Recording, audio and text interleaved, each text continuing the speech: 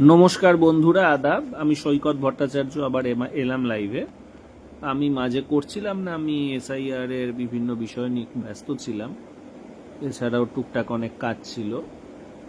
তো আমাকে অনেকে রিকোয়েস্ট করেছে যে ইরান আমেরিকা যুদ্ধ নিয়ে কিছু বলতে বা লেখালেখি করতে। এখন এটা খুব এক্সপেক্টেড একটা যুদ্ধ, যেটা অনেক দিন ধরেই আশঙ্কা করা হচ্ছিল যে এটা হবে। মনে রাখা দরকার, ট্রাম্প ক্ষমতায় আসার আগেই যে চাইনিজ এক্সপার্টরা খুব ভালো মতো প্রেডিক্ট করে দিয়েছিল যে যেহেতু ট্রাম্পের ইস্তাহারে একটা গুরুত্বপূর্ণ জায়গা ছিল অয়েলের আউটপুট বাড়ানো, সেখান থেকে এটা ধরে ফেলা গেছিল, অর্থাৎ চাইনিজরা ধরে ফেলে যে ইরানে একটা কোনো যুদ্ধ হতে চলেছে, সেটার জন্য ট্রাম্প ক্ষমতায় আসার আগে থেকেই রেডি এবং এই যুদ্ধটা সে করবেই। এবং তখন একটা অয়েল মার্কেটে ন্যাচারালি একটা সাপ্লাইয়ের অভাব দেখা দেবে। তো স্বাভাবিকভাবেই আমেরিকাকে অয়েল আউটপুটটা বাড়াতে হবে, কারণ অয়েল আউটপুট যদি কমে যায় তাহলে ন্যাচারালি অয়েলের দাম বেড়ে যাবে, আর অয়েলের দাম যদি বেড়ে যায় তাহলে সমস্ত জিনিসেরই দাম বেড়ে যাবে, কারণ অয়েল তো ট্রান্সপোর্টের বুনিয়াদ। এবং গোটা বিশ্বজুড়ে ইনফ্লেশন হবে, ইনক্লুডিং ইউএসএ, কারণ ইউএসএ কে তো গোটা বিশ্ব থেকে জিনিস কিনতে হয়। সুতরাং বিশ্বজুড়ে ইনফ্লেশন হলে আমেরিকাতেও ইনফ্লেশন হবে। এবং শুধু তাই নয়, যদি আমেরিকার যে তেল অটুটো থাকে স্টিল, সেটারও তো মূল্য বেড়ে যাবে, কারণ বিশ্ববাজারে তেলের মূল্য বেড়ে যাবে। তো এবং এই ইনফ্লেশনের ফল হবে যে আমেরিকায় যে লো ইন্টারেস্ট রেখে যে এআই বাবলকে ফোলানো হয়েছে, সেই লো ইন্টারেস্ট রাখা যাবে না, ইন্টারেস্ট রেট বাড়াতে হবে এবং এআই বাবল বার্স্ট করবে। তো কাজে কাজেই ইনফ্লেশন যাতে না হয় তার জন্য অয়েল আউটপুট আমেরিকাকে বাড়াতে হবে, এটা কিন্তু ট্রাম্পের ইস্তাহারেই বলা হয়েছিল। এবং সেখান থেকে চাইনিজরা পুরোপুরি কনক্লুড করে ফেলে যে ট্রাম্প যুদ্ধের জন্য এগোতে চলেছে। ট্রাম্প খুব ক্লিয়ার যে ইরানের সঙ্গে সে যুদ্ধ করবে। এবং এই অ্যানালাইসিসটা আমি বেশ ভালো মতোই পড়েছিলাম। এই অ্যানালাইসিসটা বেরিয়েছিল অক্টোবর মাসে, ট্রাম্পের ইস্তাহারে আসার পরেই, মানে 2024 অক্টোবরে, মানে ট্রাম্পের ইস্তাহার যখন ঠিকঠাক মতো বেরিয়েছে এবং ট্রাম্প তখনও পুরো জেতেন। এখন তো সেই হিসেবে চাইনিজরা কিন্তু 2024 থেকেই ইরানকে রেডি করেছে কিভাবে এটাকে কাউন্টার করবে। তো ইরানকে দিয়ে সে আমেরিকাকে মূলত তিনটে জায়গায় চীনের যে সুপিরিয়রিটি আছে সেটাকে ব্যবহার করা হয়েছে। এক নম্বর হলো যে হাইপারসোনিক যে টেকনোলজি, আমেরিকার কাছে হাইপারসোনিক টেকনোলজি নেই, বা আছে বাট সেটা খুব উইক। আমেরিকা, রাশিয়া, উত্তর কোরিয়া, ইরান এরা এগিয়ে। বলাই বাহুল্য উত্তর কোরিয়া আর ইরানকে ইনডিরেক্টলি সাপ্লাই দিয়েছে এই টেকনোলজি আসলে চীন। যেমন আব্দুল কাদির খানকে দিয়ে যে নিউক্লিয়ারের সাপ্লাই যে লিবিয়া, ইরান এবং উত্তর কোরিয়াকে দিয়েছিল চীন। তো চীন এই হাইপারসোনিক ইরানকেই শুধু দেয়নি, সেই হাইপারসোনিক দিয়ে দিয়েছে হুতিদের ইয়েমেনে। এবং হুতিরা কিন্তু রেড সিতে হাইপারসোনিক মিসাইল ব্যবহার করে বেশ ভালো মতো ফল পেয়েছে, কারণ তোমার 2025 সালের প্রথম দিকে ফেব্রুয়ারি মাসে কিন্তু ট্রাম্প মানে হুতিদের একেবারে দুর্মুষ করে দেবো বলে প্রায় 1 মাস যুদ্ধ করে, এবং 1 মাস যুদ্ধের পর সে বুঝতে পারে যে হুতিদের দমন করা সম্ভব নয় এবং সে হুতিদের সঙ্গে একটা ডিল করে। অর্থাৎ যে রেড সিকে যে ব্লক করে দেওয়া, হুতিরা যেটা করছিল, তারা তো আর কোনো জাহাজ ব্যবহার করেনি, তারা হলো গিয়ে যে মিসাইল ব্যবহার করেছে, হাইপারসোনিক মিসাইল, যেটা আটকাতে পারেনি আমেরিকা। এবং এছাড়াও যে 12 দিনের যুদ্ধ হলো 2025 সালে, ওটাতেও কিন্তু খুব ক্লিয়ার ছিল যে হাইপারসোনিকে একটা এজ, একটা কম্পিটিটিভ অ্যাডভান্টেজ ইরান আছে আমেরিকার ওপর, আমেরিকার ইসরায়েলের ওপর। এটা হলো একটা হাইপারসোনিক এজ। দ্বিতীয় যে এজটা চীন ব্যবহার করেছে সেটা হলো যে বেইদাউয়ের যে কম্পিটিটিভনেস ওভার দ্য জিপিএস। আমরা জানি যে যে ধরনের স্যাটেলাইট ইনস্টলেশন ব্যবহার করা, আমরা সাধারণত জিপিএস বলি সেটাকে, কিন্তু জিপিএস হলো আমেরিকানদের যে স্যাটেলাইট ইনস্টলেশনের নাম, অর্থাৎ স্যাটেলাইট যে নেভিগেশন সিস্টেমের নাম। এই স্যাটেলাইট নেভিগেশন সিস্টেম আমেরিকা তৈরি করেছে 38টা স্যাটেলাইট দিয়ে। চীন, এবং এটা তৈরি হয়েছিল যে 90-এর দশকে। চীন কিন্তু খুব রিসেন্টলি বেইদাউ বলে একটা স্যাটেলাইট নেভিগেশন সিস্টেম তৈরি করেছে, সেটা হলো 50খানা স্যাটেলাইট দিয়ে, 50টা স্যাটেলাইট দিয়ে। এবং এই স্যাটেলাইটগুলো তোমার যেহেতু অনেক বেশি লেটেস্ট, এগুলোর ক্ষমতা অনেক বেশি। সুতরাং বেইদাউয়ের যে ক্ষমতা, এটা খুব ভালো মতো বোঝা যায়। আমি যেহেতু মাঝে মাঝে চীনে যাই, চীনে যখন আমি যাই, চীনের যে হলো গিয়ে যে সার্চ ইঞ্জিন ব্যবহার যে আমরা করি সাধারণত 365 অথবা কিনা তোমার হলো বাইদু বলে সার্চ ইঞ্জিন আছে, ওটা আমরা যাই ইউজ করি। সেরকমই চীনে কিন্তু যে গুগল ম্যাপ চলে না, আমরা যেমন এখানে গুগল চালাই, গুগল ম্যাপ দেখি, চীনে কিন্তু হলো ওখানকার যে ম্যাপ, এবং ওখানে প্রচুর ম্যাপ আছে, ওখানকার ম্যাপ এত সুন্দর, এত আধুনিক যে অকল্পনীয়। মানে যে গুগল ম্যাপ তার যে ধারে কাছে যায় না চীনা যে ম্যাপগুলো আছে। তো সেখান থেকে কি বোঝা যায় যে স্যাটেলাইট নেভিগেশন সিস্টেম অফ বেইদাউ কত স্ট্রং। তো এই যুদ্ধটার সময় আমরা খুব ক্লিয়ারলি দেখলাম যে এবং মনে রাখা দরকার, এই যুদ্ধটার আগে কিন্তু ইরান অনেকগুলো কাজের মধ্যে একটা কাজ করেছিল, জিপিএস কে সম্পূর্ণ বর্জন করে বেইদাউকে সম্পূর্ণভাবে ব্যবহার করার জন্য সে একটা চুক্তি কিন্তু চীনের সঙ্গে করেছিল 2025-এর যে ডিসেম্বর মাসে।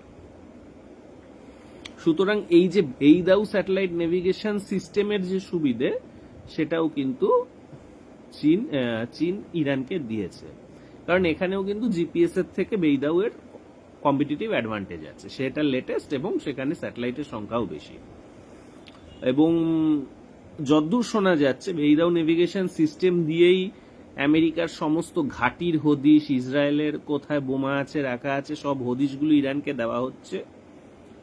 শুধু তাই নয়, ইরানের যে মিসাইলগুলো দেওয়া হচ্ছে, স্যাটেলাইট গাইডেড মিসাইলগুলো যে দেওয়া হচ্ছে, সেই সমস্ত স্যাটেলাইট গাইডেড মিসাইলগুলো কিন্তু বেইদাউ নেভিগেশন নেট থ্রু দিয়ে গাইডেড হচ্ছে।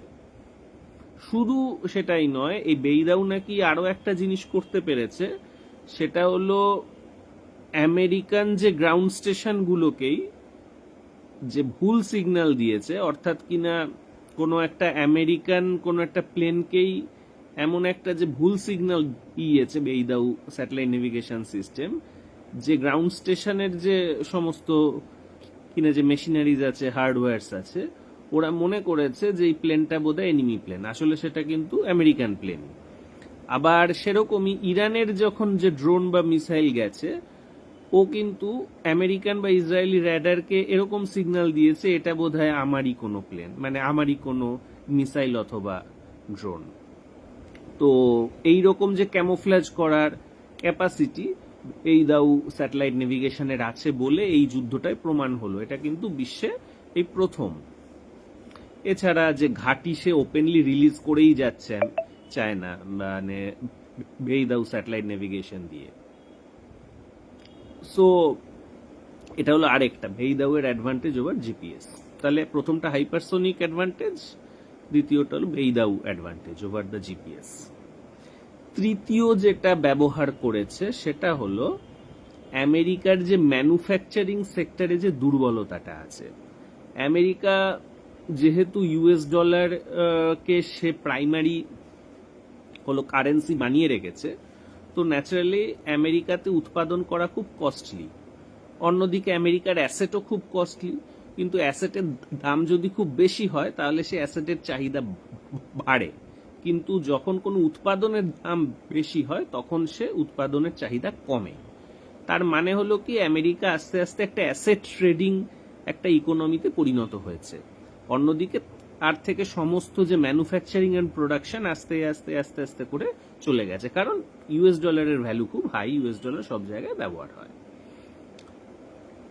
এর ফলে, এবং আমরা জানি যে ম্যানুফ্যাকচারিং এর একটা বিশাল অংশ, প্রায় কম্পিটিটিভ ম্যানুফ্যাকচারিং এর প্রায় 35% থেকে 40% বর্তমানে চীনে রয়েছে, এবং আমেরিকা, ইউরোপ, জাপানের সর্বমোট মানে এক করলেও ম্যানুফ্যাকচারিংকে এক করলেও সেটা চীনের ম্যানুফ্যাকচারিং এর বড় জোর 70% হয়, 50 থেকে 70% হয়। তো এখান থেকে বোঝা যায় যে চীনের ম্যানুফ্যাকচারিং মাইট কতটা আমেরিকার তুলনায় বেশি। এখন এই যে ম্যানুফ্যাকচারিং মাইট, এটা তো অস্ত্র ম্যানুফ্যাকচারিং এও এফেক্টিভ হবে। চীন কিন্তু এটা আইডেন্টিফাই করেছে, এবং মজার ব্যাপার যে আমেরিকা যেটা করেছে, সে অ্যাসেট ট্রেডিং করেছে, সে তার যে মানে এমনি উৎপাদন থেকে অনেক দূরে সরে গেছে, সে এবং সে কিনা তার অ্যাসেট মার্কেটে বিপুল পরিমাণে বিদেশি ইনভেস্টমেন্ট আনে, অর্থাৎ বিদেশ থেকে সে ঋণ নেয় এবং সে ঋণ নিয়ে এসে বিশ্ববাজার থেকে কিনে খায়। বিশ্ববাজারের একটা বড় সাপ্লাই চায়নাই দেয়, তার মানে চায়না থেকেই কিনে খায়। তার মানে সে আস্তে আস্তে যে ঋণগ্রস্ত হয়ে পড়েছে। খুব ভালো কথা। এইবারে এটার ফলে তার যে উইকনেসটা, এবং এছাড়া আমেরিকা যেটা চেষ্টা করেছে, একদম হাইটেক, একদম হাইয়েস্ট লেভেলের কিছু হয়তো জিনিস নিয়ে তারা কিছু হয়তো প্রোডাকশন তারা চর্চা করে, অথবা হয়তো পেটেন্ট বানায়। এবার মজাটা হলো যে তোমার কাছে খুব হাই লেভেলের একটা যে টেকনোলজি আছে, কিন্তু সেটার যে পেটেন্টটা তোমার কাছে আছে, সেটার উৎপাদনের যে স্ট্রাকচার তোমার কাছে নেই। ধরা যাক তুমি হেভি হাইফাই একটা মেশিন বানাবে, কিন্তু সে মেশিনটা তৈরি করতে গেলে তো অনেক খুব মানে হলো গিয়ে যে মানে হলো যে অত্যন্ত যে লো ভ্যালুর জিনিসও লাগে, সেটার জন্য তোমার স্টিল লাগবে, সেটার জন্য তোমার কিনা যে নাট বল্টু লাগবে, সেটার জন্য তোমার এই জিনিসগুলো তো নেই নিজের, এটা তো সবই ওকে বিশ্ববাজার থেকে কিনতে হয়। সুতরাং তোমার কাছে শুধু পেটেন্ট আছে, এর জোরে তুমি কখনোই খুব স্ট্রং একটা হলো গিয়ে অস্ত্র উৎপাদনের স্ট্রাকচার বানাতে পারবে না। এইটা কিন্তু জাপান ভার্সেস আমেরিকা যখন আমরা সেকেন্ড ওয়ার্ল্ড ওয়ার দেখেছি, তখনও আমরা দেখেছিলাম। মনে রাখা দরকার, সেকেন্ড ওয়ার্ল্ড ওয়ারে জাপান পার্ল হারবার করার আগে অবধি আমেরিকা কিন্তু সেকেন্ড ওয়ার্ল্ড ওয়ারে ঢুকতে চায়নি, এবং ঢুকতে না চাওয়ার একটা কারণ ছিল, আমেরিকার ইকোনমি তখন যদিও গোটা বিশ্ব জিডিপির প্রায় অর্ধেক ছিল, 50% ছিল, অর্থাৎ আজকে প্রায় যে চীনের লেভেলেই ছিল, বরং তার থেকে বেশিই ছিল, কিন্তু তার যে মিলিটারি কিন্তু অত্যন্ত ছোট ছিল। তার কিন্তু জাপানের মতো, অর্থাৎ জাপান কিন্তু আমেরিকার তুলনায় অনেক ছোট অর্থনীতি ছিল, তার জিডিপি আমেরিকার হয়তো 1/4, কিন্তু জাপানের মিলিটারিটা আমেরিকার থেকে অনেক বড় ছিল। কিন্তু জাপানের ম্যানুফ্যাকচারিং মাইট যেহেতু বেশি, সে খুব সহজে খুব তাড়াতাড়ি জাপানের থেকেও শক্তিশালী একটা মিলিটারি সে তৈরি করে ফেলতে পেরেছিল, এবং শেষ অবধি সে যে মিলিটারিটা বানিয়েছিল সেটা আসলে জাপান, জার্মানি এবং ইটালির সমবেত মিলিটারির থেকে অনেকটা বড়, এমনকি যে ব্রিটেনের মিলিটারি যোগ করলেও তার থেকে বড়। ইনফ্যাক্ট সোভিয়েত ইউনিয়নও খুব বেশি হলে অর্ধেক ছিল আমেরিকান মিলিটারি মাইটের। সো এই যে তোমার অর্থনৈতিক আর ম্যানুফ্যাকচারিং জোরটা তো তোমার অস্ত্র উৎপাদনের জোর। তোমার ম্যানুফ্যাকচারিং এর জন্যই তুমি কি অস্ত্র বানাবে, তো স্বাভাবিক ওর অস্ত্র উৎপাদনের রেট খুব স্লো। এবার এই যে ওর স্লো রেট, এই স্লো রেটটাকেও কিন্তু চীন খুব এফেক্টিভলি ব্যবহার করছে ইরান আমেরিকার যুদ্ধে। অর্থাৎ সে বিপুল পরিমাণে ইন্টারসেপ্টর খরচ করছে, কিন্তু ওই ইন্টারসেপ্টরকে যে রিপ্লেনিশ করবে, ওটাকে যে আবার নতুন মাল এনে ঢোকাবে, ওই তৈরি করার রেটটা ন্যাচারালি খুব স্লো। এটা কিন্তু স্লো এই জন্যেই, এটা নয় যে তার টেকনোলজি নেই, এটা যে তার আসলে যে ম্যানুফ্যাকচারিং বেসটা নেই। তার মানে চীন যে মিসাইলটা তৈরি করে যেখানে এক মাসে 1000টা, ইরান যেটা তৈরি করে 200টা, আমেরিকা সেটা তৈরি করে 20টা। সো এতটাই দুর্বল এখন আমেরিকার ম্যানুফ্যাকচারিং, এবং এটা কিন্তু ইউএস ডলারের হাই ভ্যালুয়েশনের জন্য, এটা কিন্তু ইউএস ডলারের স্ট্রেংথের জন্য। এটাই হলো অর্থনীতির মজা। এই মজাটা কিন্তু অধিকাংশ মানুষ বোঝে না, এবং সে ভুলভাল এক্সপ্লেনেশন করে। কেউ আর্মাডগেয়নের কথা বলে, কেউ শেষের সেদিনের কথা বলে, কেউ বলে অয়েল সব দখল করে নিলেই আমেরিকার হেভি ব্যাপার হয়ে যাবে, এটসেট্রা এটসেট্রা, বোকা বোকা কথা। এভাবে বিশ্ব অর্থনীতি চলে না। তো যাই হোক, এবারে আরেকটা দুর্বলতা যেটা আমি বলবো, অর্থাৎ হাইপারসোনিক হলো, দ্বিতীয় হলো যে হলো যে বেইদাউ যে navigation system is better than GPS, তৃতীয় হলো আমেরিকার যে উইক ম্যানুফ্যাকচারিং বেস, থার্ড এবং যে ফোর্থ যেটা, সেটাও খুব ইম্পর্টেন্ট, সেটা হলো আমেরিকার যে বেস, মিলিটারি বেস, এবার একটা মিসাইলের সামনে একটা মিলিটারি বেস তো সবসময়ই ভালনারেবল। একটা মিলিটারি বেসকে যদি স্যাটেলাইটে দেখে নেয় কেউ, তাহলে তো একটা মিসাইল ইজিলি মারা যাবে তাকে। এটা তো কোনো আর ভাবার জিনিস না, কারণ যে বেসটাকে তো তুমি এদিক থেকে ওদিক, ওদিক থেকে এদিক তো সরাতে পারবে না, ঠিক না? মানে এটা তো কোনো যে চলমান জিনিস না যে এই একটা মিসাইল আসছে, খবর এলো, আমি টুক করে পুরো বেসটাকে সরিয়ে নিলাম। এটা তো হয় না।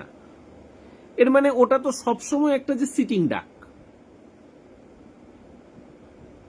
আসলে আমেরিকান বেস, এমনকি আমেরিকান এয়ারক্রাফট ক্যারিয়ার গুলো অনেক মিলিটারি স্ট্র্যাটেজিস্টের মতে হলো আসলে যুদ্ধের সময় সিটিং ডাক।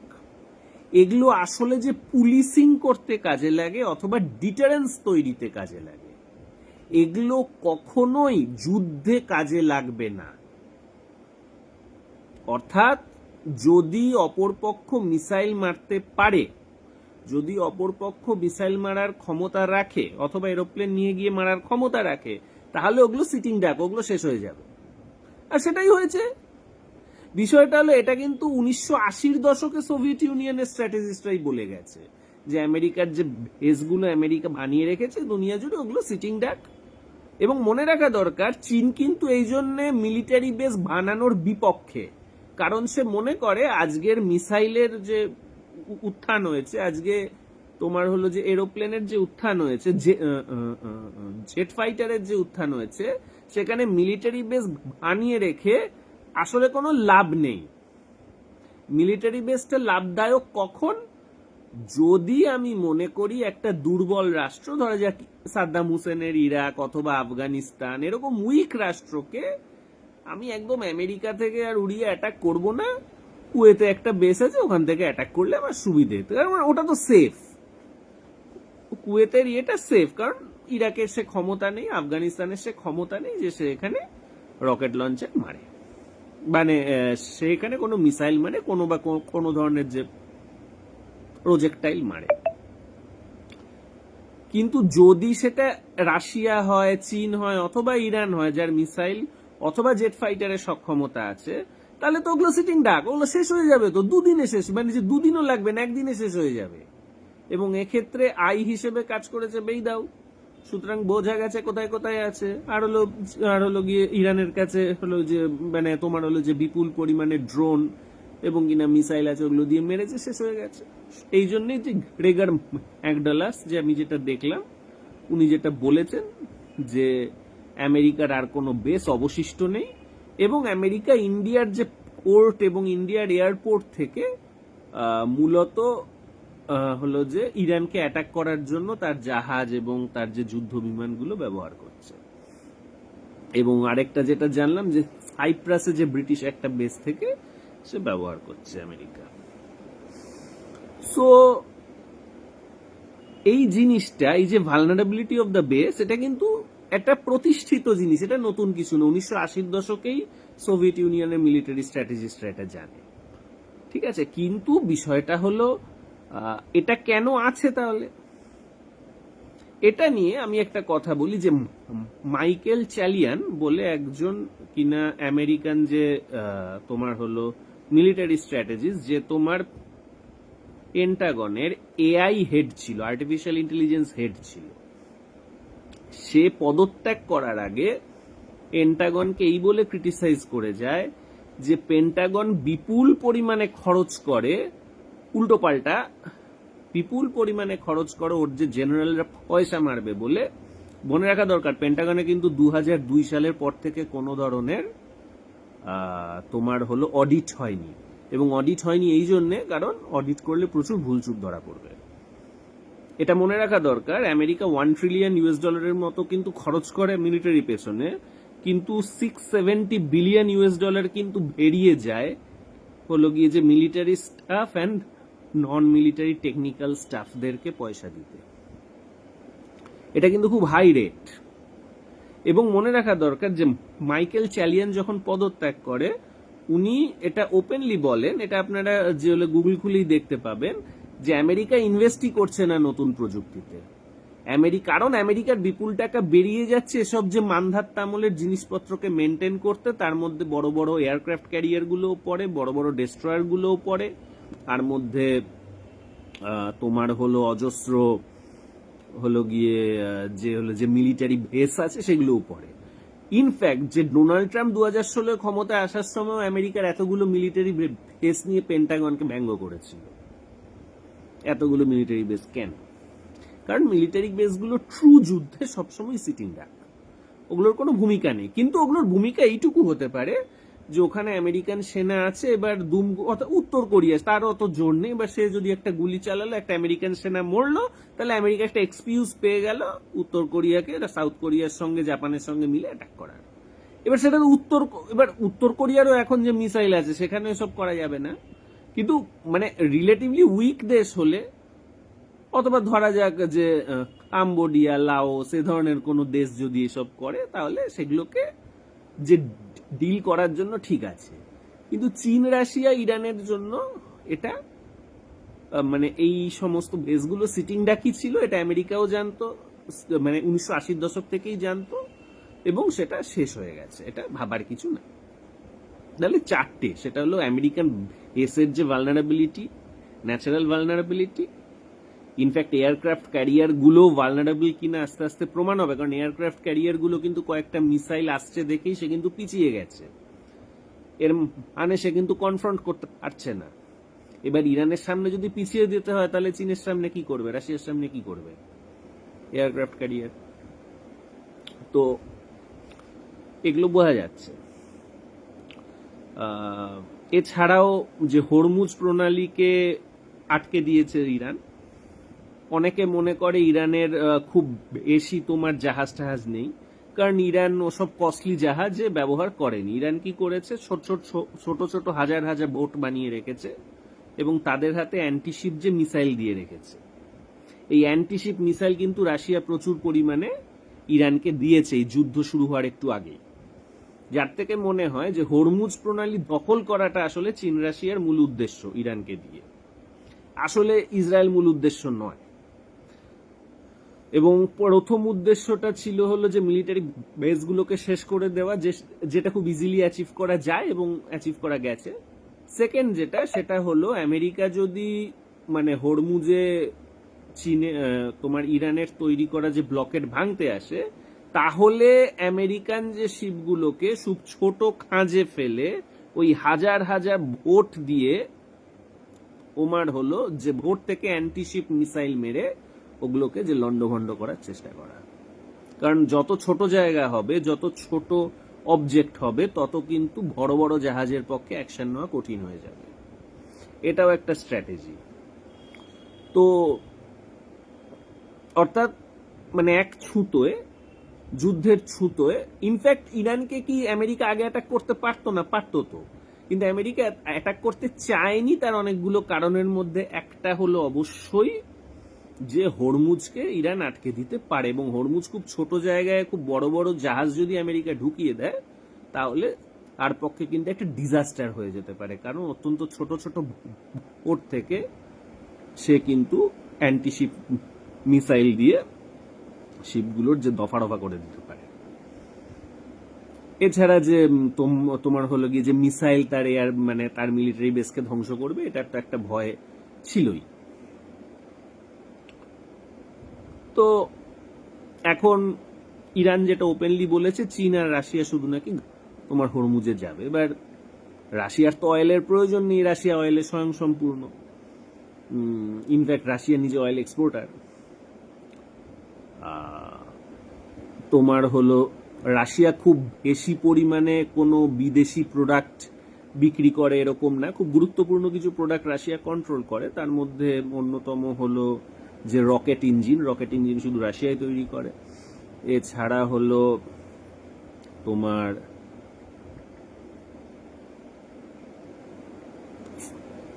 ফার্টিলাইজার, তারপর হলো গ্রেইন, খাদ্যশস্য, এরকম কিছু জিনিস সে করে। কিন্তু সে খুব গুরুত্বপূর্ণ কোনো যে ম্যানুফ্যাকচারার নয় যাকে ছাড়া বিশ্বের চলবে না। কিন্তু একজন খুব গুরুত্বপূর্ণ ম্যানুফ্যাকচারার, সে হলো চীন। এর মানে গালফ অফ হরমুজটা চীনের হাতে তুলে দাও। এবার চীনের থেকেই তো গালফ আরব তো সমস্ত মাল কেনে, গোটা বিশ্বের মতো গালফ আরবরাও চীনের কাছ থেকেই মাল কেনে, আর তো কারোর কাছ থেকে কেনে না। এবার ইরান যখন আটকে দেবে তখন গালফ আরবের জাহাজগুলো আর চীনের মাল আনতে পারবে না, চীনের জাহাজরাই আসবে, এসে মাল টাল বিক্রি করবে। ঠিক আছে, হলো। এবার তাহলে অয়েলগুলো, যেটা কিনা গালফ আরব আবার অয়েলটা চীনকে বিক্রি করে, ইন্ডিয়াকে বিক্রি করে, শ্রীলঙ্কাকে বিক্রি করে, বাংলাদেশকে বিক্রি করে, তখন কি হবে? তোদেরকে বিক্রি করতে হবে। তো মজা হলো, এবার চীন এবার সবার কাছ থেকে অয়েলগুলো কিনবে। আমাকে মেহবুব ভাই আগে এটা নিয়ে এক মামার সঙ্গে কথা হলো, আমাকে এক্সপ্লেন করছিল, আমি তখন ট্রেনে ছিলাম, কথা বলতে পারিনি। তো আমাকে মেহবুব ভাই একটা দিয়েছিল এটারই ওপর, যে অয়েলটা তখন তো চীনের কাছ থেকে কিনতে হবে। মানে হলো চীন তার মানে গালফ আরবকে যা যা মাল দেয় সেগুলো তো দেবেই, বদলে সে শুধু নিজের তেলটাই কিনবে না, সে সবার তেলটা কিনে নিয়ে আসবে। এবং ওর কাছ থেকে এখন জাপানকে, কোরিয়াকে, ইন্ডিয়াকে তেল কিনতে হবে, ফিলিপিন্সকে কিনতে হবে। অন্যদের কথা ছেড়ে দিলে ওরা কিনলে তো কিছু নেই, কিন্তু ইন্ডিয়া, ফিলিপিন্স, জাপান, এই তিনজন তো ঘোষিত শত্রু বলা যায় চীনের। কিন্তু আজ যে গালফ অফ হরমুজ চীনের হাতে তুলে দিয়ে ইরান কিন্তু এই তিনজনকে বাধ্য করছে চীনের কাছে মাথা নত করতে। আমি অথবা এবার ওরা যদি চীনের কাছ থেকে নাই কিনতে যায়, তাহলে ওদেরকে রাশিয়ার কাছ থেকে কিনতে হবে। সহজ হিসেব। অর্থাৎ চীন বা রাশিয়া ছাড়া এদের কিন্তু আর কোনো গতি থাকলো না। ওই যে আমেরিকা যে তার বাজারে ঢুকতে দেব না ভয় দেখিয়ে রাশিয়াকে আউট করেছিল, এবার যেটা হলো, হয় তুমি চীনের কাছ থেকে অয়েল কেনো, নয়তো তুমি রাশিয়ার কাছ থেকে অয়েল কেনো, এরকম জায়গায় নিয়ে যাওয়া। আচ্ছা, এবার গালফ আরবের রাষ্ট্রগুলো দেখবে আমাকে শালা চীনকেই বিক্রি করতে হয়, চীনের কাছ থেকে মাল কিনতে হয়, তাহলে আর ইউএস ডলার দিয়ে কি করব আমরা? এবার যদি চীন যদি বলে ভাই ইউয়ান ব্যবহার করলে আমার সুবিধে, সে তো বলেইছে আমি ইউয়ানে বিক্রি বাট্রা করতে চাই, বিক্রি করতে চাই, তুমি এটাই করো।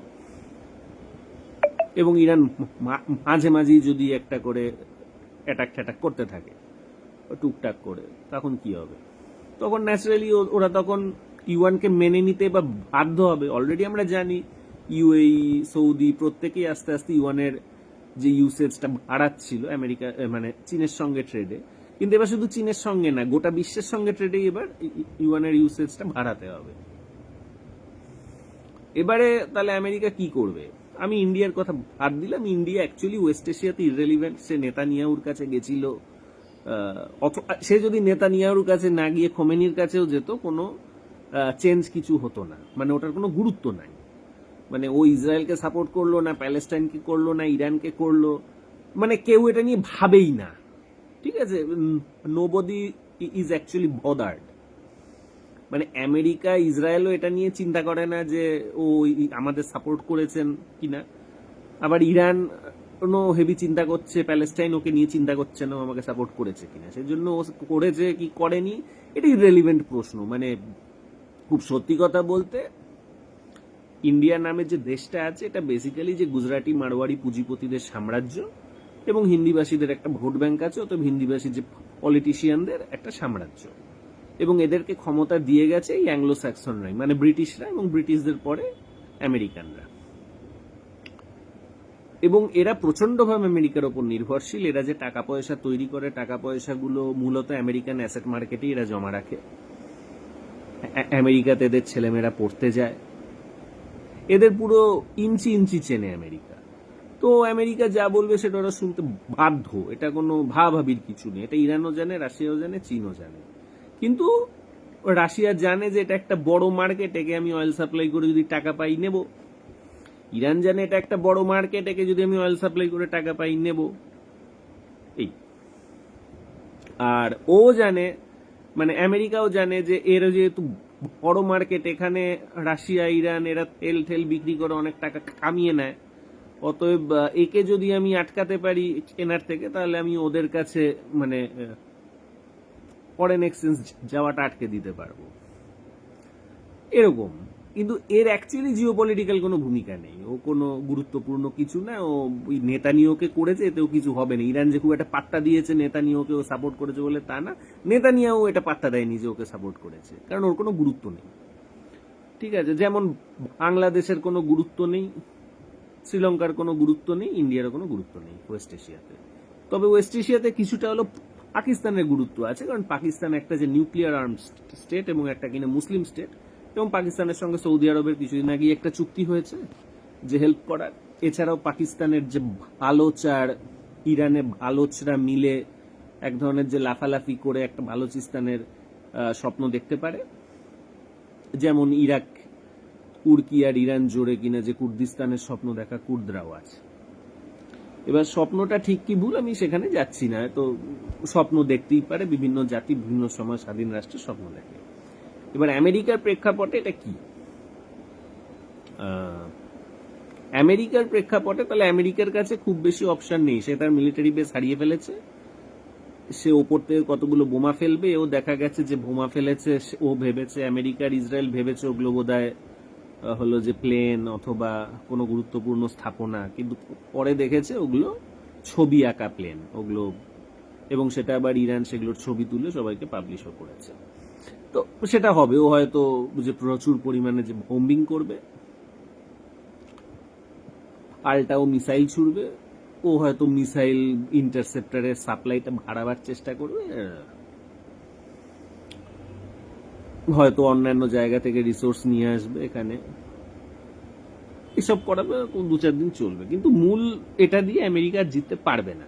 আমেরিকাকে এবার যেটা করতে পারে সেটা হলো সিরিয়া আর ইরাক জুড়ে যে শিয়া সুন্নির যে লড়াইটা আছে ওটাকে ইন্ট্রোডিউস করতে পারে, যেটা কিনা সাদ্দাম হুসেনের পতনের পর আস্তে আস্তে হয়েছিল, এবং সেখানে ইসলামিক স্টেট তৈরি হয়েছিল, এবং সিরিয়া জুড়ে শিয়া মিলিশিয়া এবং সুন্নি মিলিশিয়াদের মধ্যে ভয়ঙ্কর আমরা লড়াই দেখেছিলাম। তো সেটাকে সে রিঅ্যাক্টিভেট করতে পারে ইরাক আর সিরিয়া জুড়ে। সেরকমই আবার যে কুর্দদের দিয়ে নতুন করে আবার যে গেম প্ল্যান করতে পারে, কুর্দদের দিয়ে শুনছি নাকি কুর্দ মানে যে ইরাকের যে কুর্দ অঞ্চলটা আছে সেখান থেকে কুর্দদের ইরানে ঢুকিয়ে ঝামেলা পাকানো। কিছুদিন আগে ইরানে যে বিশাল একটা বিক্ষোভ হয়েছিল ওটার পেছনে এই কুর্দরাই ছিল, যে কুর্দরা নাকি তোমার হলো যে কুর্দরা নাকি তোমার ইরানে অ্যাটাক করেছিল, মানে ইরানে আর কি যে ঢুকে নানা ধরনের প্রোটেস্টারদের মধ্যে ঢুকে আজে বাজে কাজ করেছিল। তো সেটা এবার হবে আরো বেশি সন্ত্রাসমূলক অ্যাক্টিভিটি, কুর্দরা ঢুকে ইরানে একটু লাফালাফি করতে পারে। তার মানে এক ধরনের যে গৃহযুদ্ধ সিভিল ওয়ারে ইরান ইরাক সিরিয়া জুড়ে সে তৈরি করার চেষ্টা করতে পারে। তবে হ্যাঁ, কুর্দদের বেশি ব্যবহার করলে তুরস্ক আবার আমেরিকার কাছ থেকে অনেকটা দূরে সরে গিয়ে ইরানের দিকে চলে যাবে, কারণ তুরস্ক স্বাধীন কুর্দিস্তানের সবচেয়ে বিরুদ্ধে, কারণ তুরস্করই বেশি অংশ কুর্দিস্তানের মধ্যে পড়ে, এবং এটা মূলত তুরস্কের জন্যই যে কুর্দদেরকে দিয়ে ইরানকে দুর্বল করার যে টেকনিকটা কখনো হয়নি, কখনো সাকসেসফুল হয়নি, কারণ তুরস্ক ওটাতে রাজি হয় না। তো এবং কুর্দরা শেষ অব্দি সবসময় আলটিমেটলি দেখে যে ইট হ্যাজ বিন কি বলে সাবোটাজড বাই দ্য ইউএস। তো যাই হোক, তবে কুর্দরা এটাও জানে যে আগে ইরানকে শেষ করে এরপর তুর্কিকে শেষ করতে পারলে একমাত্র স্বাধীন কুর্দিস্তান পাওয়া যাবে। সুতরাং কুর্দরা ইসরায়েল আর ইউএস এর সবচেয়ে গুরুত্বপূর্ণ এলাই হিসেবে কাজ করে, এবং ইরানের ক্ষেত্রেও করবে। ইরানে কুর্দদের দিয়ে ঝামেলা পাকাবে, বালোচদের দিয়ে ঝামেলা পাকাবে, আর ইরাক আর সিরিয়া জুড়ে শিয়া সুন্নির একটা দ্বন্দ্বে নিয়ে যাবে। এটা মোটামুটি মানে যে গ্রাউন্ড লেভেলে এটা হতে পারে, এটা যদি করতে পারে। এটাকে যদি এখন ইরান মোস্ট লাইকলি আটকে দিতেই পারে, কারণ কুর্দের সংখ্যা তো আর বেশি না ইরানিদের তুলনায়, সুতরাং ইরানিরা এটা আটকে দিতে পারে। ইরাক আর সিরিয়াতে পুনরায় ঝামেলা হওয়ার সম্ভাবনাই বেশি দেখি।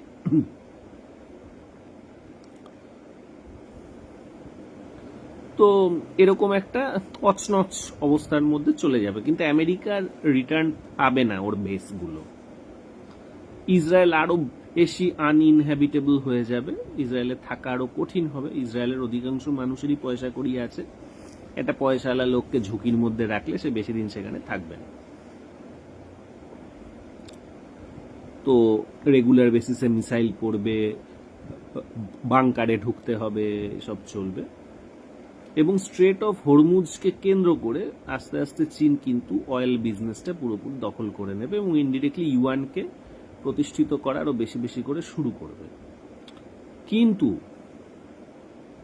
আমেরিকা যদি তার বেস পুনরুদ্ধার করতে না পারে, তার সবচেয়ে খারাপ ইম্প্যাক্টটা কিন্তু জাপান, সাউথ কোরিয়া, ফিলিপিন্স জুড়ে পড়বে, যেখানে আমেরিকান বেসগুলোর ওপর এই সমস্ত রাষ্ট্রগুলো নির্ভর করে। তার মানে বেসগুলো যে সিটিং ডাক, এটা প্রমাণ হয়ে যাবে।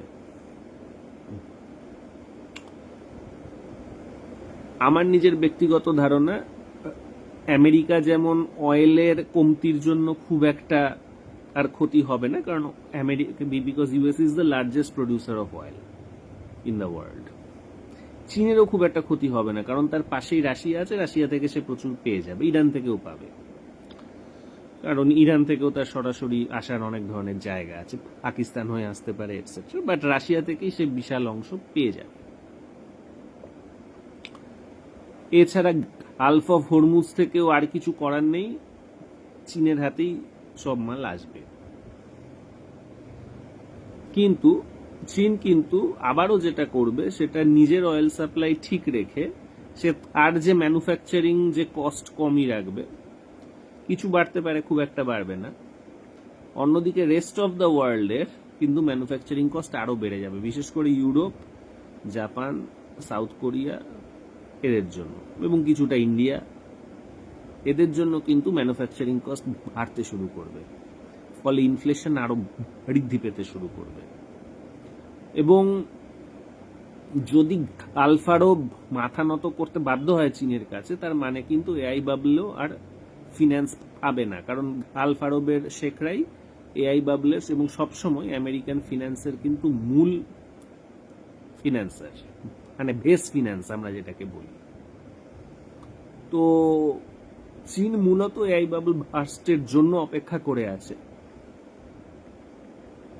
সে জানে এআই বাবলটা বার্স্ট করলে আমেরিকা ভয়ঙ্কর ক্রাইসিসে পড়বে, আমেরিকার অ্যাসেট মার্কেট আর কোনো বিদেশি পুঁজি টানতে পারবে না, ফলে আমেরিকাকে আর কেউ লোন দেবে না। আমেরিকার একটা মানুষের যদি লোন তার ইনকামের থেকে অনেক বেশি হয়, তাহলে সে লোনের প্রতি অ্যাডিক্টেড হয়ে পড়বে, তাহলে সে শুধু টিকে থাকার জন্য আরো বেশি বেশি করে যে লোন করতে চাইবে, এবং সে যখন লোনের সাপ্লাই পাবে না, তখন স্বাভাবিকভাবেই তার কিন্তু মাথা নত করা ছাড়া আর কোনো উপায় থাকবে না। চীন ঠিক এই জিনিসটার জন্যই ওয়েট করে আছে যে এআই বাবল বার্স্ট করবে, আমেরিকা আর কোনো ধরনের বিদেশি লগ্নি পাবে না, আমেরিকার সঙ্গে এরপর যে কথা হবে সেখানে চীন অনেকটাই আমেরিকাকে মাথা নত করিয়ে সাইন করাতে পারবে। যেমন এর আগের বার চীন কিন্তু আমেরিকার গলা ধরেছিল কি দিয়ে, তোমার যে রেয়ার আর্থ সাপ্লাই বন্ধ করে দিয়ে, এবং তারপরেই আমরা দেখলাম যে আমেরিকা বলল, অস্ট্রেলিয়া, ইন্ডিয়া, জাপানকে বলল যে রেয়ার আর্থ সাপ্লাইয়ের নতুন চেন তৈরি করতে হবে। আমাদের এবার বাজেটে দেখলাম যে নরেন্দ্র মোদী সরকার রেয়ার আর্থ সাপ্লাইয়ের চেন তৈরি করার জন্য কেরালা, কর্ণাটক আর তামিলনাড়ুতে অনেক কিছু হ্যাম্পা ড্যাম্পা করেছে। জিনিসটা হলো এগুলোর খুব একটা স্মরণ, এগুলো গড়ে তুলতে খুব ভালোভাবে তৈরি করতে গেলেও 15-20 বছর টাইম লাগবে, তাই হাতে সময় তো অত নেই, এই জন্য এগুলোর কোনো ভবিষ্যৎ নেই। তো মোটামুটি একটা ভয়ঙ্কর ইকোনমিক ক্রাইসিসের জন্য ইন্ডিয়া এবং বাংলাদেশের মানুষ, আমার যারা কিনা যে ভিউয়ার, এই দুটো দেশ থেকেই হবে, মূলত পশ্চিমবঙ্গ আর বাংলাদেশ থেকে, কিছু হয়তো বিদেশি থাকতে পারে, যে তারা অপেক্ষা করুক একটা ভয়ঙ্কর ইকোনমিক কোল্যাপসের জন্য। সেটা শুধু ইনফ্লেশন থেকে নয়, সেটা আগামী দিনে আমেরিকার যে আই বাবল বার্স্ট থেকেও প্রায় ত্রাহি ত্রাহি রব আসতে চলেছে এবার। এবং এটা কি শেষ অবধি তৃতীয় বিশ্বযুদ্ধ হতে পারে? অ্যান্সার হলো হতেই পারে। শুনলাম আমেরিকা থেকে অনেকেই বলেছে আর্মাড গেয়ন, জেসাস নাকি রিক্রুট করেছে ট্রাম্পকে এই যুদ্ধ করার জন্য, এসব কথা বলেছে। তবে আমেরিকান যে মিলিটারিরা আবার এগুলো নিয়ে করে দিয়েছে, অর্থাৎ 30টা বেসে নাকি কমান্ডাররা মিলিটারিকে বলেছে যে ট্রাম্প জেসাসের পাঠানো দূত এবং আর্মাড গেয়ন আসতে চলেছে, তাই যুদ্ধ করতে হবে। তো আমেরিকান মিলিটারিরা আবার এটাকে নিয়ে যে কমপ্লেন করে দিয়েছে। এটা খুব স্বাভাবিক, একটা আধুনিক মন এসব যে বিবলিক্যাল কথাবার্তা শুনবে না, অধিকাংশই শোনে না। তবে চিন্তার বিষয়, কেউ কেউ শুনতেও পারে। তো তারা এখন একটা নিউক্লিয়ার বোম তো মেরেও দিতে পারে, বলা যায় না। তো তাহলে আবার অন্যরকম। আর হতেও পারে যে শ্বেতাঙ্গ সুপ্রিমেসি চলে যাবে, এটা অনেকেই হয়তো মেনে নিতে পারে না, সেজন্য সে দুম করে একটা কিছুই পাচ্ছি না, তাহলে দে একটা অ্যাটম বোম মেরে, দে একটা নিউক্লিয়ার বোম মেরে, সেসবও করতে পারে। তবে আমার ধারণা ওগুলো হবে না। ওই কুর্দি আর শিয়া সুন্নি এইসব করে এরা মোটামুটি আবার ওই আগের ফর্মুলাতেই ফিরবে এবং একটা চরম একটা বিক্ষিপ্ত অবস্থা তৈরি হবে, যার খেসারতটা সাধারণ মানুষ হয়তো দেবে, কিন্তু শেষ পর্যন্ত আর কি এআই বাবলকে রক্ষা করা যাবে না। এবং আমেরিকার অর্থনীতি যেটা পুরোপুরি যে ঋণে চলে, কেন ঋণে চলে? কারণ US dollar is the most used currency in the world. এই জন্য US dollar is too much over valued. অর্থাৎ আমেরিকার প্রোডাকশন যা, তার থেকে ইউএস ডলার বেশি ওভার ভ্যালিউড, যা হওয়া উচিত প্রোডাকশন অনুযায়ী। খুব কঠিন একটা অবস্থা। একটা মানুষ যখন 1 লাখ টাকা আয় করে, অথচ মাসে তাকে 2 লাখ টাকা তাকে আর কি যে ঋণ করে খেতে হয়, তখন যে কঠিন পরিস্থিতি তৈরি হয়। আমেরিকার পরিস্থিতি অনেকটা তাই। এবং এককালে যে ব্রিটেনকেও আমরা জানি প্রথম বিশ্বযুদ্ধ থেকে দ্বিতীয় বিশ্বযুদ্ধের মধ্যে এই ধরনের অবস্থায় ব্রিটেনের জন্য তৈরি হয়েছিল। তখন বিশ্বযুদ্ধ হয়েছিল, এখনো ওই বিশ্বযুদ্ধই হচ্ছে, একটু অন্য স্টাইলে হচ্ছে।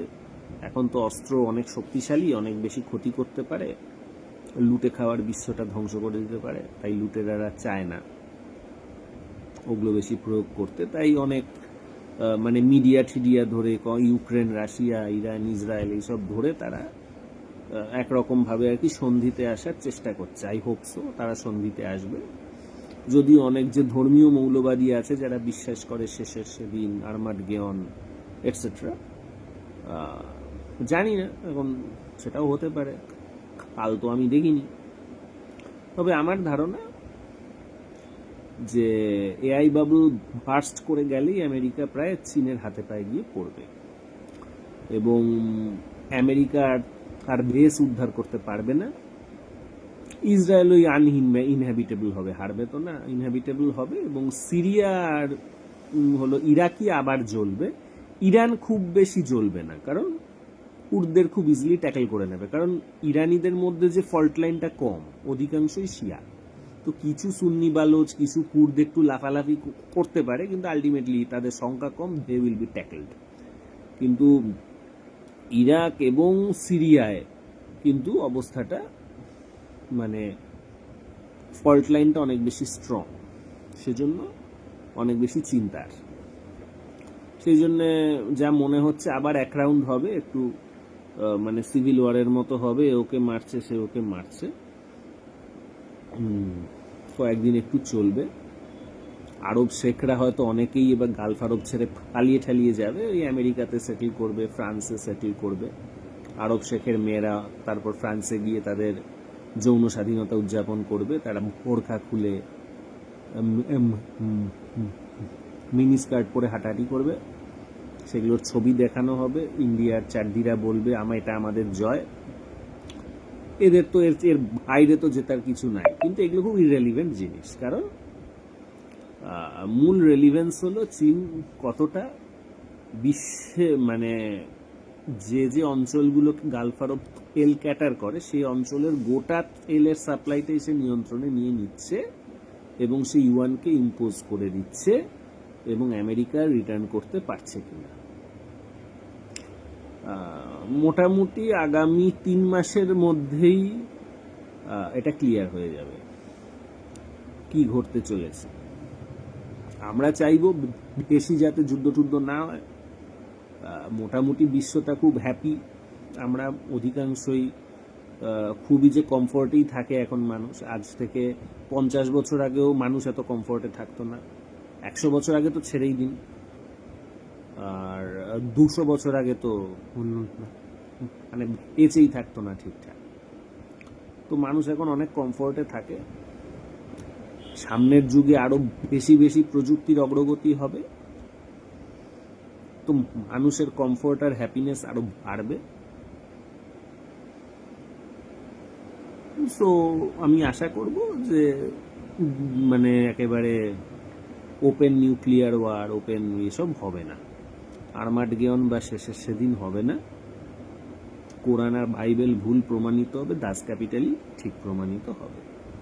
ঠিক আছে, দেখা যাক, লেটসি। এটা তো আর কাল তো আমি দেখিনি, লেটসি। আর হিন্দু কোনো ধর্ম নয়, সেটা যত দিন যাবে মানুষ আরো বেশি করে বুঝবে। আমাদের এখানেও এসআইআর হচ্ছে, এখানেও অনেক খেলা হবে। তো ওখানে মানে যে বড় লোক, মানে যারা বড় তারা খেলছে, এখানে যারা ছোট আমরা তারা খেলবো। Thanks a lot.